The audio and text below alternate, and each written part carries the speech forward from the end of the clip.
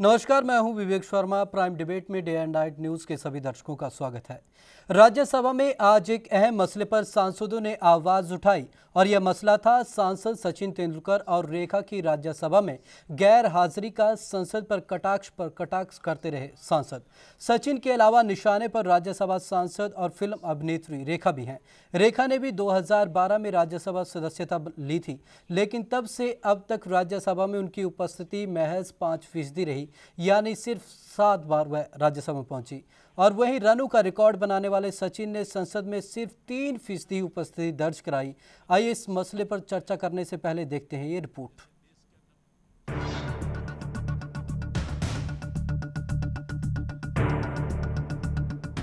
सचिन तेंदुलकर फिर से सुर्खियों में हैं अपने एक और रिकॉर्ड को लेकर। ये रिकॉर्ड उन्होंने क्रिकेट के मैदान में नहीं बनाया है, ये रिकॉर्ड उन्होंने संसद में बनाया। संसद में उनकी उपस्थिति सिर्फ 3% दर्ज की गई है, यानी कि यहाँ पर वह ना के बराबर आए हैं। ना ही उन्होंने सवाल पूछे हैं और ना ही बहस में हिस्सा लिया। अब सचिन की गैर मौजूदगी आलोचना का सबब बन गई है। सियासी हलकों में भी इसकी खूब चर्चा हो रही है। सांसदों का कहना है कि बेहतर ये होता कि संसद को गंभीरता से लेने वाले किसी शख्स को राज्यसभा का सांसद नामित किया जाता। क्रिकेट सम्राट भारत रत्न सचिन रमेश तेंदुलकर जो रिकॉर्ड के एवरेस्ट पर विराजमान है, सरकार ने उन्हें एक और सम्मान दिया। उनके शानदार खेल को सिर माथे रखते हुए उन्हें राज्यसभा का मनोनीत सदस्य बनाया गया और सचिन सांसद बन गए। खुद उनकी नजर में वह पद पाकर गौरवान्वित महसूस कर रहे थे।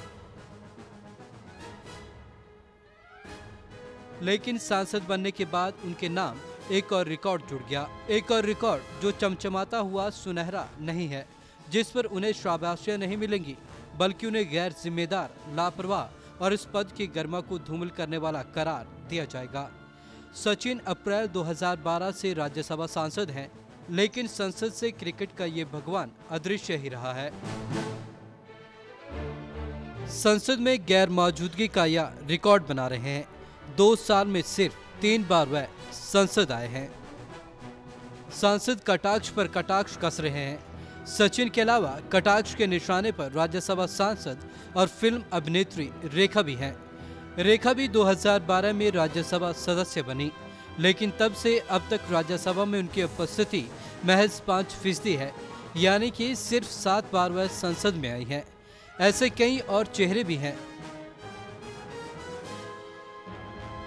सदन में और भी मनोनीत सदस्य हैं, उनके आचरण में और इन दोनों सांसदों के आचरण में फर्क है और लगातार इनकी अनुपस्थिति से एहसास होता है जैसे सदन के लिए उनका कोई सम्मान नहीं है। मैं एक खिलाड़ी के रूप में सचिन तेंदुलकर को बहुत पसंद करता हूं, अभिनेत्री के रूप में रेखा को पसंद करता हूं, लेकिन राज्यसभा के नामजद सदस्य के रूप में उनका व्यवहार और आचरण नितांत निंदनीय है। तो उनका योगदान नहीं हो रहा जो जिस योगदान के लिए उनको मेंबर बनाया गया। अगर वो अपना समय नहीं दे पा रहे तो उनको उस पर विचार करना चाहिए कि हम क्या निर्णय लें जिससे आलोचना के बिंदु न बने। If you are continuously absent, at least you should inform the parliament. That is the procedure. We all of the, irrespective of the senior leaders are here, former prime ministers are here, all of us are following this procedure. If you are absent continuously for one session, should inform the chairman. Chairman place it before the house, and with the consent of the house, the leave application had been sanctioned. अब मांग ये उठ रही है कि राज्यसभा में ऐसे सदस्यों को नामित किया जाए जो कम से कम अपने काम को गंभीरता से लें। जानेंगे हमारे मेहमानों से, क्या वाकई में हमें इस मसले पर सोचने की ज़रूरत है? कैसे सांसदों की राज्यसभा में कुछ सोच समझकर ही मौका देना चाहिए? तो हमारे साथ मेहमान जुड़ चुके हैं। रंजीता मेहता जी हैं, कांग्रेस से नेता हैं। डॉक्टर मेजर आनंद प्रकाश सनवारिया जी हैं, बीजेपी से नेता हैं। अर्जुन श्योराण हैं, प्रवक्ता है और साथ में आप पार्टी से जुड़े हुए हैं। और अजय शुक्ला जी हैं, वरिष्ठ पत्रकार हैं।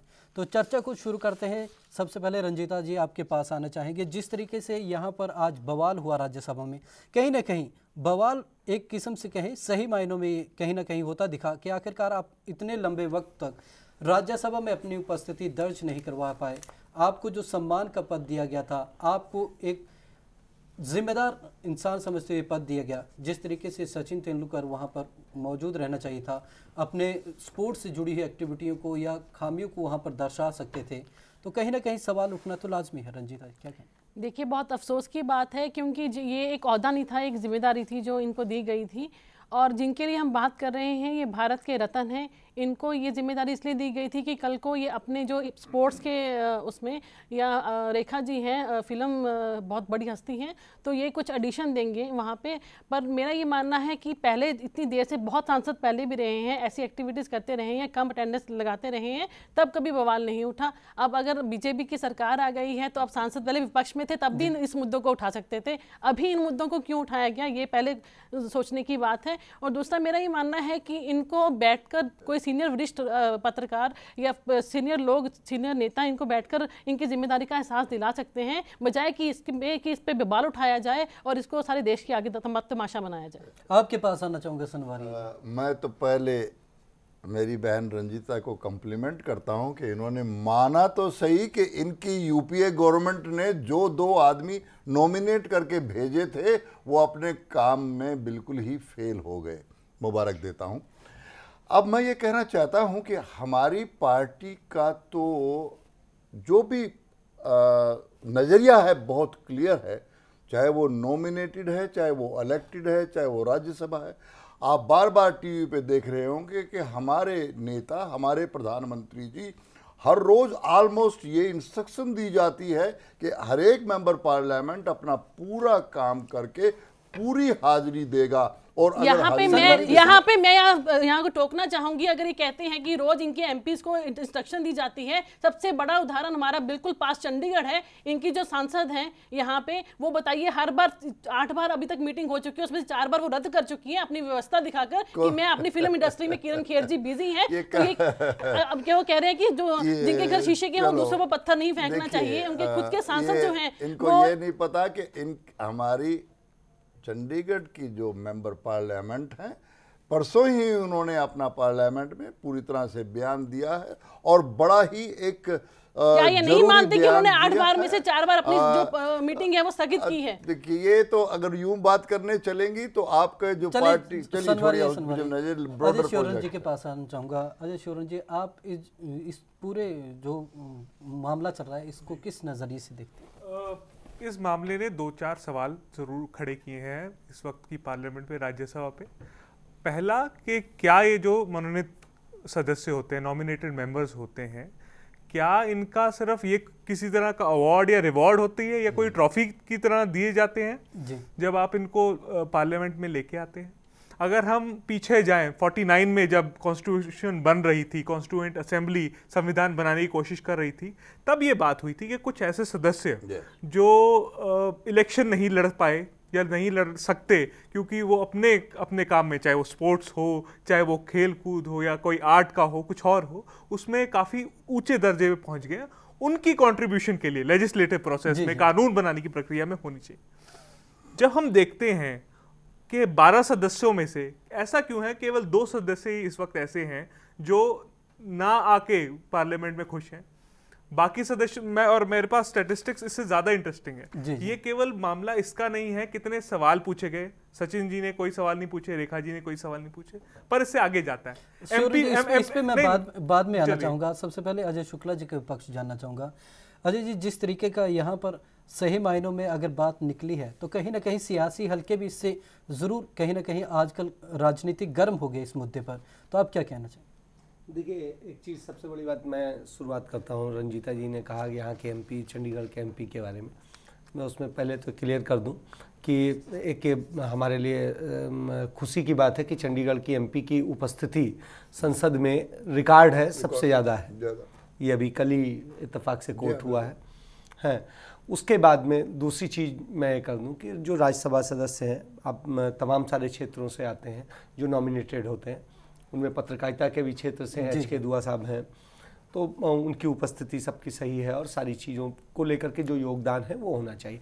नॉमिनेट इसलिए किए जाते हैं कि उनको इसलिए नहीं कि वो चुनाव नहीं लड़ सकते या वो नहीं कर सकते, उनको इसलिए किया जाता है कि वो अपने क्षेत्र में एक प्रभावशाली भूमिका रखते हैं और उसकी समझ रखते हैं, और उस समझ का योगदान ये होगा कि उस क्षेत्र के लोगों का जो स्पेसिफिक उस क्षेत्र के लोगों की समस्याएं हैं, उसमें क्या चीज़ें होनी चाहिए, उन सब चीज़ों को लेकर के एक सही सजेशंस, एक मतलब मूल्यवान सुझाव जो है उपस्थित होंगे उनकी तरफ से, जिसे पूरा सदन महत्व देता है, क्योंकि वो स्पेसिफिक अपने क्षेत्र के विशेषज्ञ होते हैं। तो यह वजह थी जो संविधान में इसके लिए करने का जो प्रोविजन था वो ये था, किंतु इसके बावजूद ऐसा नहीं हो रहा है। आप कुछ मैं कहूँगा अच्छा भी काम कर रहे हैं, लेकिन जैसे सचिन तेंदुलकर से उनसे बड़ी उम्मीद की जाती थी, क्योंकि क्रिकेट के क्षेत्र में उनका एक बड़ा योगदान था। आपको एक और चीज़ बता दें, क्रिकेट शामिल नहीं था तमाम सारे खेल के उसमें राष्ट्रीय पुरस्कारों की श्रेणी में, लेकिन क्रिकेट को शामिल किया गया और उनको भारत रत्न जैसा बड़ा अवार्ड दिया गया। उसके बाद में आप देखिए सचिन के लिए उसका एक संशोधन किया गया। उसके बाद में आप आइए कि रेखा है, रेखा का एक बड़ा योगदान माना जाता है फिल्म इंडस्ट्री में, माना जाता है कि तमाम सारे सुझाव देंगी कि उसमें कैसे क्या चीज़ें की जाए और योगदान हो, कला और संस्कृति के क्षेत्र में एक बड़ा योगदान हो। किंतु इनका ना आना और ना सुझाव देना और ना वो करना, ये सब चीज़ें ये उठाती हैं कि आप सवाल मत पूछिए, कोई ज़रूरत नहीं है, आप अपने सजेशंस दे सकते हैं, आप बोलने के लिए आपको वक्त मिलेगा।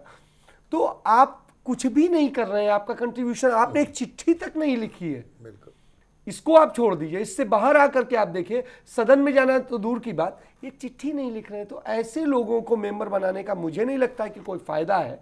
और ये निश्चित रूप से इस चीज को एक शर्त होनी चाहिए कि आप उसके बारे में पूरा वो करेंगे तब बनाया जाए, तो बेवजह किसी को तमगा देने का ये काम नहीं है। रंजीता जी आपके पास आना चाहूंगा। कहीं ना कहीं सवाल आखिरकार ये उठ रहा है कि जो ऐसे सांसद हैं उनको कहीं ना कहीं इससे पहले एक प्रोसीजर दिया जाना चाहिए कि आपको इतनी उपस्थिति दर्ज करवानी होगी और इतना आपको अपने जो मुद्दे हैं या मामले हैं उनका रिप्रेजेंटेशन देना होगा। कहीं ना कहीं सवाल सही है।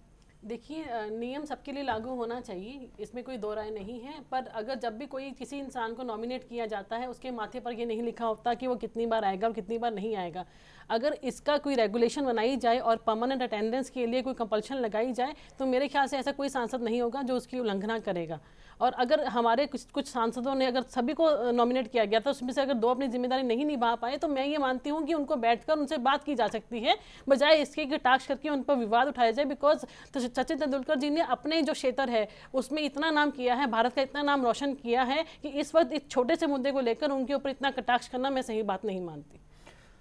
सनवारे जी आपके पास आना चाहूँ। मैं शुक्ला जी की बात को आगे बढ़ाते हुए कि क्रिकेट के जो देवता कहते हैं, भगवान कहते हैं, उनका अपने फील्ड में बहुत बड़ा योगदान रहा है, मैं मानता हूं।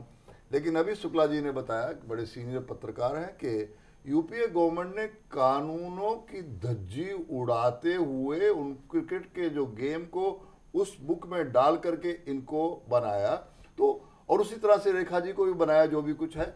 लेकिन उसका मकसद था, मेरे ख्याल से इनके दिमाग में था कि इन 2 डिग्निटरीज को बना देंगे, 12 में बनाया है, अरे भैया 14 में इलेक्शन आने वाला है, सो लाइक दैट। तो दे वर हैविंग सम, इनके दिमाग में कुछ ऐसा था कि इन दोनों को हम नॉमिनेट कर दे ऐसे करके या वैसे करके, तो हमें इलेक्टोरल प्रोसेस में बहुत ज़्यादा फायदा हो पाएगा। बट बदकिस्मती ये हुई कि इन्होंने बना भी दिया और उसका कोई फायदा भी नहीं उठा पाए।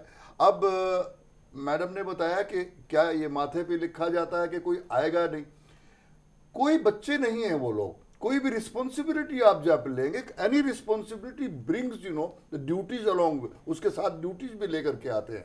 अजय शिवरन जी आपके पास आना चाहूँगा। तमाम और ऐसे सांसद मिल जाएंगे हमें राज्यसभा में जिनकी उपस्थिति ना के बराबर होगी, तो कहीं ना कहीं ये जो सवाल है कहीं ना कहीं उठना लाजमी है, इस पर काम होना मेरे को लगता है कि ज़रूरी है। नहीं, काम होना ज़रूरी है, साथ साथ सेलिब्रिटी सांसद अगर मैं ये शब्द इस्तेमाल करूँ, इनके ऊपर भी थोड़ी नज़र डालनी चाहिए। धर्मेंद्र बने थे कैंडिडेट एक पार्टी की तरफ से, शायद भाजपा की तरफ से ही बने थे, उनकी अटेंडेंस कैसी रही? गोविंदा बने थे कांग्रेस की तरफ से, उनकी अटेंडेंस कैसी रही?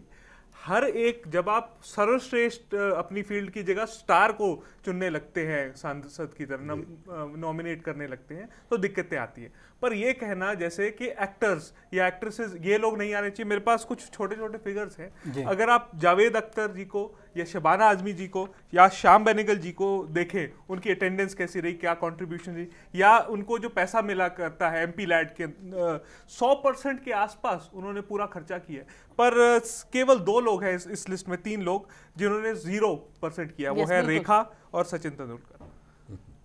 तो कहीं ना कहीं 0%। जो सांसद सवाल उठा रहे हैं कहीं ना कहीं बिल्कुल सही सवाल है, सही बिल्कुल मायनों में सही है। इनको सरकार जब प्रेसिडेंट को कहती है कि इन लोगों को नॉमिनेट किया जाए तो कहीं ना कहीं एक संजीदगी, एक इम्पोर्टेंस तो रखी ही जाए ना। आपने किसी को ढेरों अवार्ड देती, आपने उसको बहुत सम्मान दिया, पर यह सम्मान नहीं है कि आप उसको एमपी बना के पार्लियामेंट में भेज दें। वहां के लिए कोई ऐसा व्यक्ति जो सच में जनता के मुद्दों पर कुछ राय रखता हो सकता है वो एमपी वैसे ना बनना चाहे लोकसभा में आके, पर वहां पे जनता के मुद्दों कुछ राय रखता हो। पिछली कौन सी बात थी जब रेखा जी ने या सचिन जी ने कोई जनता के मुद्दे पे बड़ी राय रखी थी?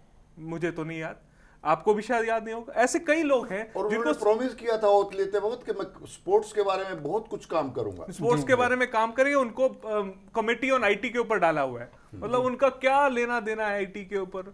मतलब ये एक सिर्फ नाम के लिए है।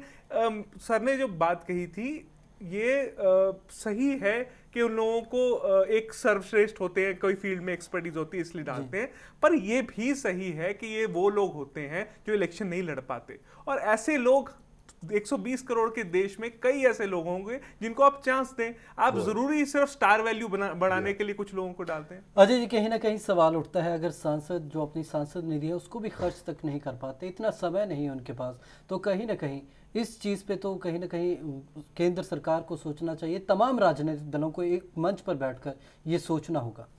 देखिए अरुण जी की बात बिल्कुल सही है, जैसा उन्होंने फिगर बताया, आप उससे आपको ये बिल्कुल है कि आप देखिए सवाना आजमी है, सवाना आजमी का न सिर्फ उसमें अपने कला के क्षेत्र में, उस फिल्म के क्षेत्र में योगदान है, एक महान योगदान है, उसके अलावा उनका सामाजिक क्षेत्र में भी एक बड़ा योगदान है।